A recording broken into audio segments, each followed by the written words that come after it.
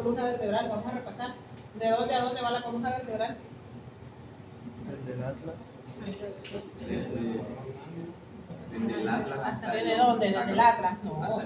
Desde la base del cráneo Hasta el coxis. Acuérdate que mira, la primera va con los cóndilos del occipital, que está en cara externa, ¿cierto? Del hueso occipital. Entonces va desde la base del cráneo hasta el coxis, ¿cierto? Entonces habíamos dicho que este hueso del cráneo, que era el occipital, en su cara externa tenía unos cóndilos a la parte lateral de ¿quién? Del agujero magno. Esos cóndilos se articulaban con las carillas articulares superiores de ¿quién? ¿Dónde está el Atlas? Entonces, este es el Atlas. Esto es lo que yo le decía, esta es una cara superior y esta es una cara inferior. Quiere decir que esto mira hacia adelante y las apófisis siempre van a mirar hacia posterior. Esto va así, ¿cierto? Entonces, estas carillas articulares que yo le decía que tenían su forma de suela de zapato arrillonada, eran las que se iban a articular ¿con quién? Con los cóndilos del occipital, que están en cara externa, al lado ¿qué? Del agujero magno, para formar la articulación ¿qué? Atlanto-occipital, que es la encargada de ¿qué? De sostener el peso de la cabeza y redireccionarlo hacia lo que es la columna, el resto de la columna vertebral. Y había otra que era ¿quién? El axis, ¿cierto? Que tenía un diente, mira, ya tiene cuerpo, tiene un diente, y me formaba la articulación ¿qué? Atlantoazoidea, que es la que me producía que rotara la cabeza, que dijera así, y dijera no, tenía un pivote, pero nosotros no estábamos como esos perritos que vamos en el carro con la cabeza moviéndola por todos lados. Bueno, entonces habíamos dicho que ella se extiende desde la base del cráneo hasta el coxis. ¿Hay alguien allá? Yo hablo duro. Bueno, entonces tenemos que ella, habíamos hablado que está formada por ¿cuántas vértebras? 23 a 34. ¿Cierto? Divididas en varias regiones, ¿cierto? A nivel del cuello, que se llama cuello, la región cervical, ¿teníamos cuántas? 7. C1, C2, C3, C4, C5, C6 y C7. Habíamos dicho que C7 era la vértebra prominente, que es cuando nosotros flexionamos la cabeza y sobre todo en las personas delgadas se le ve la apófisis espinosa, que siempre mira con las transversas hacia el dorso, hacia posterior, y el cuerpo de la vértebra siempre me va a mirar hacia anterior. Entonces después venía que T1 a T12, la T1, T2, T3, T4, T5, T6, T7, T8, T9, T10, T11, T12. Y de aquí venían ¿cuántos? 5 sacras y 4 cosigias. Hablábamos de curvaturas normales y curvaturas patológicas. La normalidad, viendo en una vista lateral, la normalidad son esas curvaturas que tenemos normales, fisiológicas de nuestro cuerpo, que nos permite que de la columna vertebral, que nos permite caminar, correr, todo lo que nosotros realizamos diariamente, todos esos impactos los va a absorber ella, y por medio de quién, ella tiene entre cada una de esas vértebras hay un disco intervertebral que es fibroso y tiene un núcleo pulposo, que es lo que hace es que nos veamos más grandes en estatura y vaya a absorber todos los movimientos y golpes que nosotros recibimos. Bueno, entonces habíamos dicho que a nivel de la curvatura cervical, ¿hacia dónde tenía la curvatura? Anterior. Hacia anterior. La torácica, la lumbar Anterior. y la sacrococígea Posterior. Eso es normal, ¿cierto? Cuando eso se alteraba o se pronunciaba esa curvatura, hablábamos de patología, ¿cierto? Entonces hablábamos de qué es la psicosis y qué es la hiperpsicosis. La joroba. La joroba. Sí, también puede haber a nivel del cuello, pero en este caso hablábamos de una a nivel de ¿dónde? A nivel de la región dorsal, ¿cierto? Entonces había que esta curvatura que estaba pronunciada hacia atrás se iba a hacer más pronunciada, ya no era una psicosis, sino una hiperpsicosis. Entonces las personas se veía que de una forma esa curvatura estaba muy pronunciada, la persona se iba jorobada y el pecho se le veía hundido.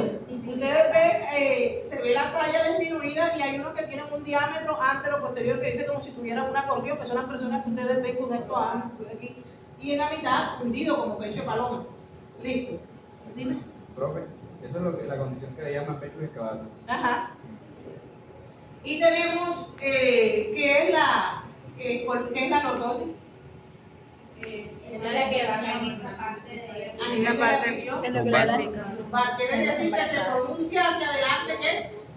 la curvatura lumbar que va hacia adelante se va a pronunciar más, se va a echar más hacia adelante y se da sobre todo en las personas obesas y las mujeres embarazadas. Por eso ven que las personas gordas, ustedes la ven nalgona, y pues, la cintura aquí se les hace un hueco, pero ese hueco dice, no, que tengo la cintura pequeña, no tiene ninguna cintura pequeña, solamente que la curvatura lumbar está más hacia adelante, se ven nalgones, pero eso produce que dolor. Ustedes ven que la persona que tiene sobrepeso siempre se está quejando de un dolor a nivel de las caderas, me duele la cadera, pero es por la curvatura que está muy pronunciada hacia adelante y están comprimiendo el disco. ¿Cierto? Entonces, eso es pasajero porque la persona baja de peso y mejora el dolor a nivel de la región lumbar. Y las mujeres embarazadas, por el peso de todo lo que es el crecimiento del feto, ellas empiezan a producir y cuando ya después del parto vuelven a la normalidad y termina el dolor. Y tenemos la escoliosis, que es que una desviación de la columna en forma lateral, en forma de C o en forma de S. Y habíamos dicho que era ¿por qué? Porque había un miembro inferior un poco más corto por un trauma o que nacen con el miembro más corto o por cuando hay un accidente. Acuérdense, cuando hacen cirugía recortan el miembro, entonces no le colocan a la persona un zapato con una suela, con un tacón que nivele los centímetros que le hacen falta, y por eso la persona, ustedes la ven, cuando ustedes se colocan ese morral aquí, que cargan todo, entonces todo lo tiran en el hombro, empiezan a están estudiando y pasan 2 y 3 horas echados hacia un lado. Todo eso va produciendo ¿qué? Desviación de la columna vertebral. Listo, entonces vamos a hablar de las regiones, ¿cierto? Hablábamos que a nivel de la región cervical, ¿cuál es la característica que tenían esas 7 vértebras cervicales? ¿Qué tenían? Una característica que me va a decir es cervical. Yo tengo esto es cervical.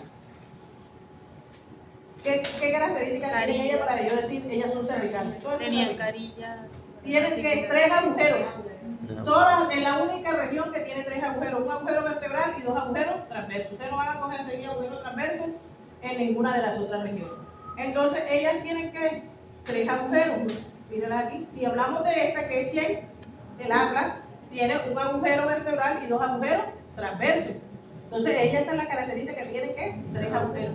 Ellas tienen en que este agujero a nivel de la región cervical, le había dicho yo que el agujero era que más amplio, porque por ella va descendiendo ¿quién? La médula espinal. Y al ser más ancho aquí a nivel de esto, ¿por qué? Porque los nervios que salen de la médula espinal no es lo mismo que él me inerve la mejilla, me inerve aquí lo que es la parte de la base del cráneo, a que ella me tenga que inervar todos los músculos de la región del cuello, la región superior del tórax y todo lo que es el miembro superior. Quiere decir que su trayecto va a ser más grande y necesita que ensancharse más. Lo mismo a nivel de los nervios que salen de la médula espinal hacia la cadera y hacia los miembros inferiores, también hay otra intumescencia. Entonces tenemos una intumescencia que es un ensanchamiento, agrandamiento a nivel cervical y uno que tenemos a nivel lumbar que lo vamos a ver en médula espinal. Pero ¿es por qué? Porque el recorrido de esos nervios es más largo. Entonces una característica de ella es que tiene que 3 agujeros. Bueno. Entonces, vamos a hablar de, habíamos dicho que hablábamos solamente de quién, de C1, el atlas, C2, el ASI, y C7, que era la vértebra prominente, porque de C3 a C6 todas tenían la misma característica, tienen los 3 agujeros, tienen cuerpo, tienen una apófisis bífida, una apófisis espinosa bífida. Entonces, vamos a hablar de la primera vértebra, que es quién, el atlas. Esto sería una cara que superior y esto sería una cara inferior. ¿Por qué sé que es superior? Porque las carillas articulares son en forma de suela de zapato, son alargadas, son en forma de rillón, y las inferiores son redondeadas. Entonces tiene una cara superior y una cara inferior. Ella no tiene cuerpo, tiene un arco anterior y un arco posterior. ¿Un arco anterior con quién? Con un palito para señalar. Por favor, dile a la que me preste algo para señalar los agujeros. Entonces habíamos dicho que ella tenía que un arco anterior, porque ella va así. Esto va a mirar hacia dónde, hacia anterior. Y las apófisis espinosas van a mirar siempre hacia posterior. Entonces tiene un arco anterior con un tubérculo anterior, un arco posterior con un tubérculo posterior, unas masas laterales, y en las masas laterales que tenemos unos agujeros transversos por donde va ascendiendo la arteria vertebral. Esa arteria vertebral es rama de la arteria subclavia que viene de acá cuando veamos lo que es todas las ramificaciones de la aorta, lo veamos circulatorio.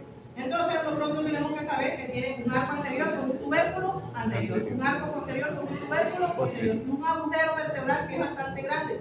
por regla de la intumescencia a nivel cervical, que ya les expliqué porque era más ancho ahí que a nivel lumbar. Dos masas laterales, quiere decir dos estructuras a nivel lateral que tienen que unos agujeros transversos, unas carillas articulares que superiores, porque a veces me colocan aquí y me dicen carillas articulares, pero que superiores o inferiores, hay que colocar el apellido. Y unas carillas articulares inferiores. Las carillas articulares superiores, ¿con quién se van a articular? Con los cóndilos de los Están formando la articulación atlanto-occipital. es la que sostiene el peso de la cabeza y lo redirecciona ahí. Y entre C1 y C2 tenemos la articulación atlanto-occipital. Esto actúa como un pivote, siempre no me permite ya no sostener solamente, sino hacer sí y hacer no, hacer rotación. Listo. Entonces, tenemos esto, ¿cómo se llama? C2 o el ASI. Se llama el ASI porque ya ella tiene un cuerpo pequeño y de ese cuerpo pequeño se produce hacia arriba una saliente que se conoce como apófisis odontoide. Es una apófisis, un tubérculo, algo se sobresale de una superficie plana. En este caso sería una apófisis que se conoce como apófisis odontoide porque dice que tiene forma de un diente. Ella tiene también unas masas laterales con unos agujeros transversos y tiene una apófisis que es espinosa, y esa apófisis espinosa es bífida, y el agujero es más pequeño, como en forma de corazón, porque ya tienen que cuerpo. ¿Te lo prestó? Bueno, vamos aquí para que él no quede. Mira, entonces habíamos dicho era que esto era una cara superior de la vértebra y esta es una cara inferior. ¿Por qué sé que es superior? Porque las carillas articulares son alargadas en forma de suela de zapato y las inferiores son redondeadas.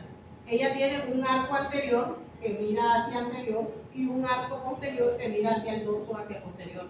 Tiene unas masas laterales y ella una característica de todas las vértebras cervicales que tienen tres agujeros: un agujero cervical, un agujero vertebral y dos agujeros transversos. Este agujero amplio porque hablábamos de un ensanchamiento, una intumescencia a nivel cervical.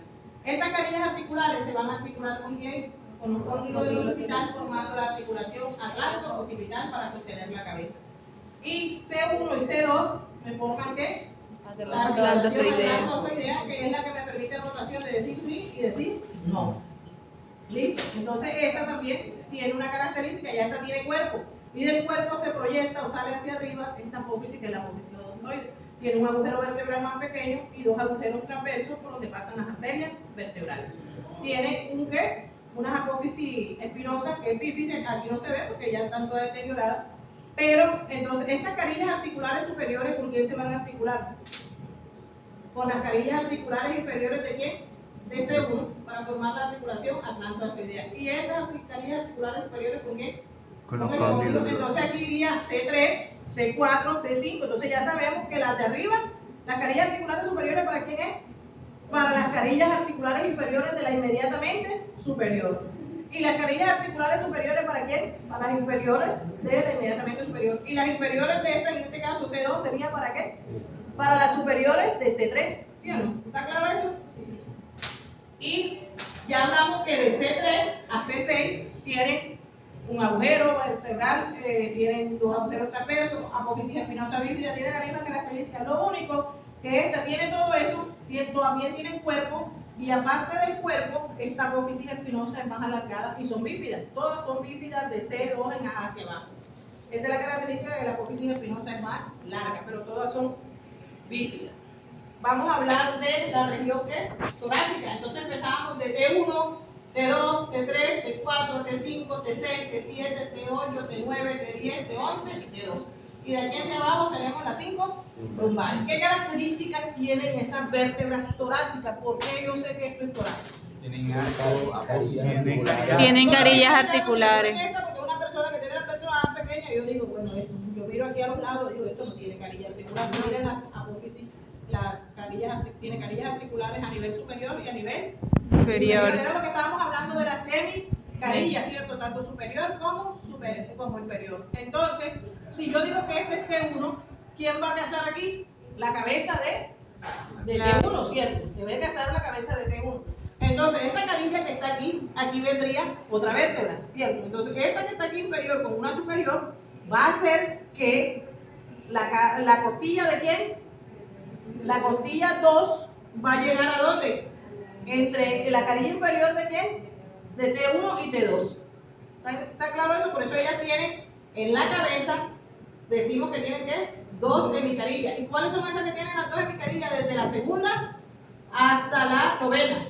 11 y 12 decimos que no tiene sino solamente una carilla en la cabeza y no tiene carilla, no se articulan las apófisis transversas de 11 y 12, porque solamente, acuérdense que son atípicas y las atípicas solamente tienen una cabeza, un cuello y un cuerpo. No tiene 11 y 12, no tiene tubérculo.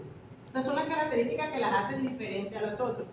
Entonces, ¿por qué sé yo que esto es torácico? Independientemente del número, si es T1, T3, T4, T5, T6, si tiene o no tiene, porque me voy a los lados del cuerpo y veo que tiene ¿qué? Una carilla articular. El cuerpo siempre se va a proyectar ¿hacia dónde? Hacia anterior, es de forma redondeada. Entonces, ellas tienen unas características que se conocen como vértebras típicas, que tienen ¿qué? Tienen un cuerpo y tienen un arco vertebral. Esto sería el cuerpo y esto sería el arco vertebral. Habíamos dicho que de T4 hacia abajo el cuerpo se hace más grande. ¿Para qué? Para soportar el mayor peso del cuerpo y redireccionarlo ¿a dónde? A la cadera. Por eso nosotros cuando estamos de pie que nos duele empezamos a bocarnos la cadera y se nos va redireccionando hacia los talones. Entonces, entre más peso tenemos, más nos duele la planta de los pies y los talones. Entonces, ¿qué es una vértebra típica? Tiene un cuerpo y un arco vertebral. Un cuerpo, todo esto, aunque está en posterior, un cuerpo que es anterior y un arco. ¿Qué hay en el arco? En el arco tenemos estas estructuras aquí, que se conocen como pedículo, esto que está anatómicamente, y esta que tenemos aquí, si yo señalo aquí en el examen, con plastilina, se conocen como láminas. Entonces tiene el arco que tiene pedículo, aquí a cada lado, y esto aquí se conoce como lámina. Ella tiene 7 apófisis. ¿Cuáles eran esas? Una apófisis que espinosa, que miraba siempre hacia dónde? Hacia el dorso, ¿cierto? 2 apófisis que transversa, y habíamos dicho que esa apófisis transversa tenía que, mira, tiene una carilla articular. Quiere decir que aquí descansa la cabeza de la costilla y aquí va a descansar el tubérculo. Pero ¿hasta qué? Hasta la 10 o 9, o hasta la 9, porque la 10, a veces la 10, 11 y 12 no tiene carilla aquí porque esa costilla no tiene tubérculo. Esa es la diferencia, por eso se llaman atípicas, no tienen tubérculo, le hace falta algo que tienen las típicas. Entonces tienen un cuerpo y un arco vertebral. En ese arco vertebral que está hacia posterior tengo unos pedículos, unas láminas, una apófisis espinosa que es bastante pronunciada, se pronuncia hacia atrás y hacia abajo, unas apófisis transversas con unas carillas articulares. ¿Para quién? Para el cóndilo de la costilla, y un agujero vertebral. ¿Qué tenemos? ¿Quién forma el agujero vertebral? La cara posterior del cuerpo de la vértebra, las láminas y los pedículos del arco vertebral. Es una pregunta de examen. ¿Quién forma el agujero vertebral? ¿La parte posterior de qué? Las láminas y los pedículos del arco vertebral, porque todo esto es arco. Todo esto que está aquí está el arco. ¿De dónde salen esas apófisis? ¿2 apófisis qué? 2 apófisis articulares superiores. Más 2 inferiores serían ¿qué? 4. Una espinosa, 5. Y 2 transversas serían 7. Listo. ¿De dónde salen las apófisis? De los pedículos. ¿De dónde salen las apófisis articulares superiores e inferiores? De los pedículos y de las láminas. ¿Y dónde sale la espinosa? De las láminas. Eso está claro ahí. Listo. Hazme un favor, dile que no me puso costilla para explicar una vez costilla aquí, para que entienda lo que es lo de las hemicarillas. Y si vamos a ver dorsales, ¿cómo es que las lumbares? Miren, no tienen carillas articulares a nivel lateral del cuerpo, no tiene nada. Si me muestran esto, esta que está pequeña, yo le puedo decir un examen, ¿qué vértebra es? Pero ¿por qué me va a preguntar por qué vértebra? ¿Qué vértebra es? Yo lo único que tengo que mirar a los lados, no tiene carilla, mírale tiene el cuerpo más grande, tiene la apófisis espinosa robusta, ¿cómo es que las articulares y las láminas las tiene más robustas? Tengo que aprender a identificar, porque el examen no solamente que tiene, sino derecho e izquierdo. A veces así dice, no, pero es que no hizo preguntas cacaritas. O aquí estamos en la escápula, derecha e izquierda. Entonces, tienes que ubicártela en el cuerpo, ubicársela al compañero para ver que la carilla articular siempre va a mirar hacia dónde, hacia lateral, porque va articulada aquí. Si te la pones aquí, te va a quedar el miembro superior. Te rindió. Te va hacia la costilla. Bueno, Entonces, esa es la característica que tenemos de Me dice la vértebra torácica, ¿cierto? Entonces, de las lumbares, mira, ¿ves? Entonces van de L1 a L5, pero esta sería ¿qué? La más L5, que sería la que tiene el cuerpo más grande, ¿para qué? Para soportar más peso. Y estas serían las que van L4, L3, L4, L1, L2, L3, L4, L5. No tiene carillas articulares. El cuerpo es ¿qué? Más robusto, las láminas son robustas, los pedículos también son más robustos y tienen ¿qué? Una apófisis espinosa robusta. No tienen carillas articulares laterales. Todo esto es algo que se me estaba... ¿No sería apófisis espinosa bífida? No, tiene una sola. Las bífidas las tienen en la cervical. De ahí hacia abajo todo es, hasta las lumbares, una sola que va inclinada hacia abajo. Me acordé de algo. Cuando estábamos hablando de que entre una vértebra y otra se formaba un agujero de confusión, o un agujero de confusión, o un agujero... Bueno, vamos a suponer aquí.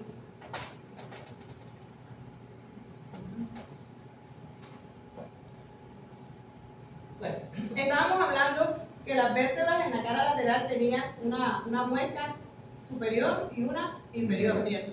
Entonces, si yo estas dos muescas, tiene esta superior y esta inferior, y pongo una y la otra aquí debajo, ¿qué me van a formar ese agujero de qué?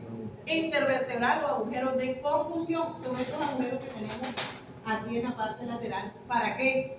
Si va descendiendo la médula espinal, por cada una de esas regiones va a salir un nervio espinal.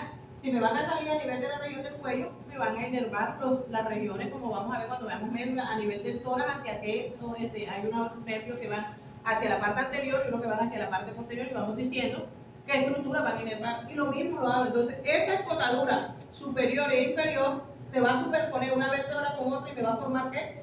Un agujero de confusión o agujero intervertebral, diferente al agujero vertebral. Entonces, ¿cómo se forma el agujero de confusión o intervertebral? Por la escotadura inferior de una vértebra, una superior con la inferior de la superior o la superior de la inmediatamente inferior, pues forman estos agujeros que se llaman agujeros de confusión, para que salga ¿qué?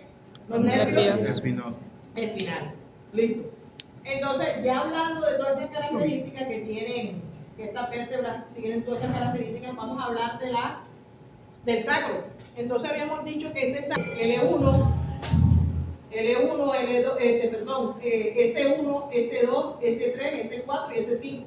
Ellas estaban separadas y tenían un disco intervertebral. Pero al fusionarse se formó este hueso en forma triangular. Entonces habíamos hablado que este hueso tenía que una cara anterior y una cara posterior. Una cara anterior que era ¿qué? Convexa y lisa, y una cara posterior que era ¿qué? Era cóncava, y una posterior que es ¿qué? Convexa y rugosa. La cara, entonces habíamos dicho que tiene un borde superior, unos bordes laterales y un borde inferior. Vamos a hablar de esta cara anterior. En la cara anterior hacia el superior tiene esto que se conoce como la base. Todo esto de aquí se conoce como la base del sacro. Esa base del sacro, ¿con quién se va a articular? ¿Quién tiene arriba? L5. A L5, ¿cierto? Entonces, sobre ella descansa el cuerpo de quién? De L5. Esto que se proyecta hacia adelante, esto que está aquí, se conoce como el promontorio. Esto que está aquí, esto sería la base, la parte ancha, y esto que se proyecta hacia adelante como un gorrito sería ¿qué?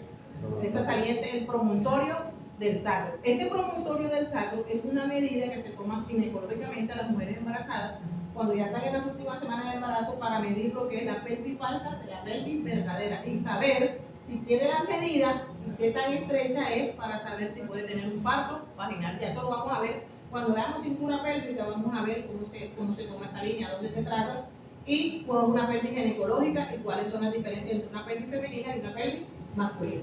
Entonces tiene la base, esto que sería ¿qué? El promontorio. Esto que tenemos aquí sería ¿qué? Los agujeros sacros anteriores, por donde salen las arterias y venas sacras anteriores, y hacia los lados tenemos esto que se conoce como ¿qué? Las alas o las orejas del sacro, las alas del sacro. En la cara lateral tiene esta carilla articular que se conoce como carilla auricular del sacro. Esa carilla auricular que está en lateral es para articularse ¿con quién? Con cada hueso fosal, y ayudando a formarme aquí a cada lado la articulación sacroiliaca, que están unidas por unos ligamentos que la van a tener en la parte posterior en posición. Entonces, estas caras, estas orejas del sacro o alas, en su cara lateral tiene aquí una carilla articular que se llama como Auricular. carilla auricular del sacro. Es auricular porque hace referencia ¿a qué? A oreja, ¿cierto? Y esto se va a articular con quién, míralo acá, con los huesos cosales formando la articulación sacroiliaca que está formada por los ligamentos sacroiliacos que la mantienen a ella ahí en posición. Tenemos hacia la cara posterior que ella tiene que en forma convexa, rugosa, y hacia la parte superior posterior a la base del sacro tenemos este agujero que se llama el agujero sacro superior, por donde va pasando ¿qué? La médula espinal, que ella viene descendiendo en forma cilíndrica y cuando ya atraviesa el agujero sacro, esto que tenemos aquí se llama como el hiato del sacro. Ese hiato del sacro, ¿por qué se forma? Porque todo esto que viene aquí es la unión de las apófisis espinosas y aquí hay un defecto, no se unieron esas apófisis espinosas y quedó esta salida y se conoce como el hiato del sacro, que es donde sale, que ya no viene saliendo la médula espinal en forma cilíndrica, sino en forma de pelo, que es lo que se conoce como la famosa cola de caballo de la médula espinal. Y tenemos que ella tiene estas astas que se llaman las astas del sacro. Estas astas del sacro, ¿con quién se van a articular? Con la cara inferior de ¿qué? Las apófisis articulares que hay en L5. Y ella tiene estas crestas. Entonces, crestas sacras medias, crestas sacras intermedias y crestas sacras laterales. ¿Quiénes forman la cresta sacra media? Si yo le pregunto a un platilina acá. ¿Qué es y quién la forma? Las apófisis espinosas ¿de quién? De S1 a S5 que forman esta cresta sacra media. Y esta cresta sacra intermedia que no va a Transversal. las apófisis articulares superiores e inferiores. ¿Y quiénes me van a formar estas apófisis, esta cresta sacra lateral?